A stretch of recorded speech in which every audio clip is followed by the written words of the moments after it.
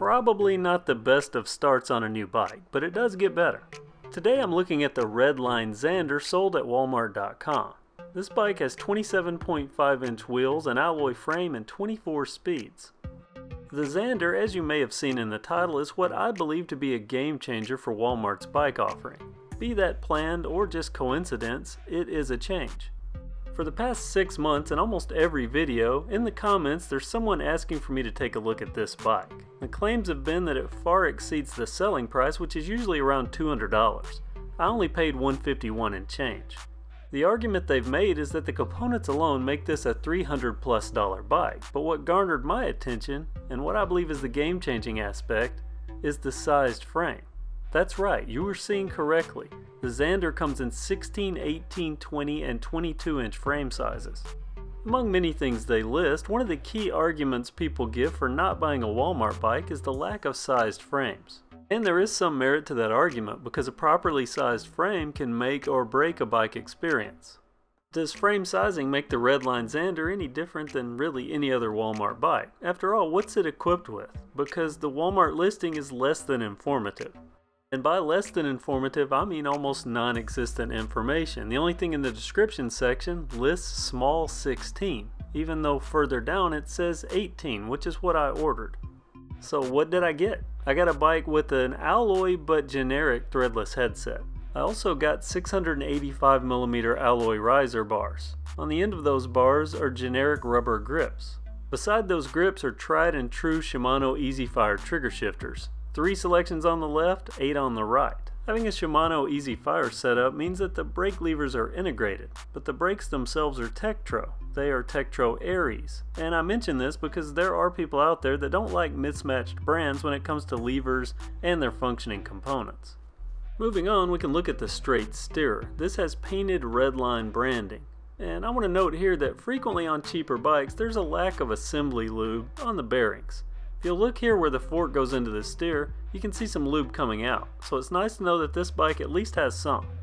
The suspension fork is void of any model number, but there is an SR Sun Tour sticker letting us know who makes it. Going by what it looks like, I believe this is an XCT model, though there are no markings to prove that. I also measured the travel, looks to be about 80mm. Both the front and the rear wheel feature a quick release, and the hubs are branded Quando. 27.5 alloy wheels are double wall, and the tires are 27.5 by 210, though they are completely generic with no other branding. The blue metallic frame is the 18-inch that I ordered, and it's also aluminum alloy. All the frame graphics are like they are on the head tube, they're painted on. That gives this bike a color scheme of blue, yellow, and white. The cable routing is on the underside of the top tube. And the saddle looks nice, has Redline branding and a half gloss, half matte black vinyl covering. The pedals are plastic and a little on the cheap side, but those made to Suntour XCT crank arms, which in turn mount to an SR Suntour 3x Super Powerflow chainring set.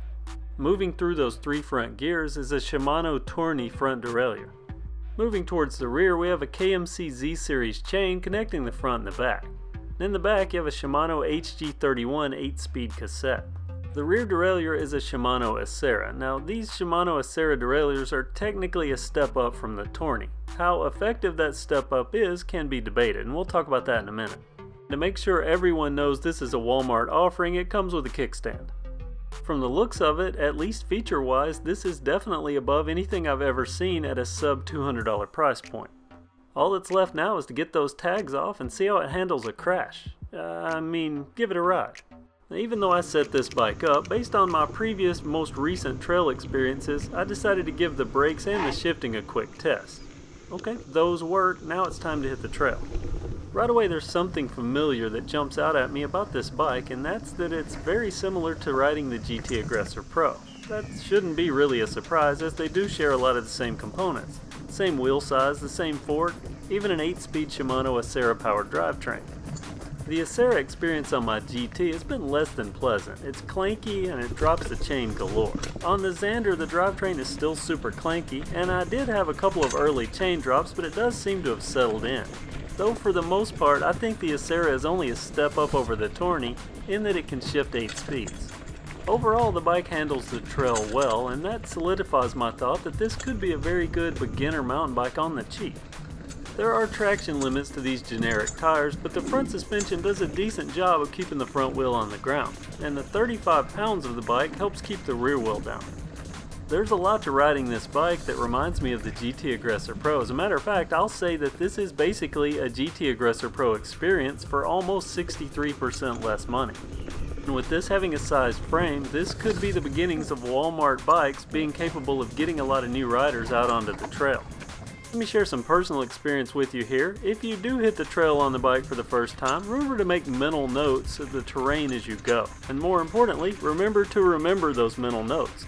Like when you see a log pile followed by a precarious hump, with a subsequent hump and a root that could dart you straight into a tree.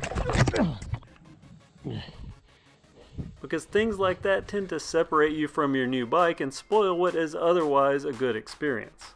But I guess this is a good point to see how the Redline Zander can handle a crash. Well, that's not normal.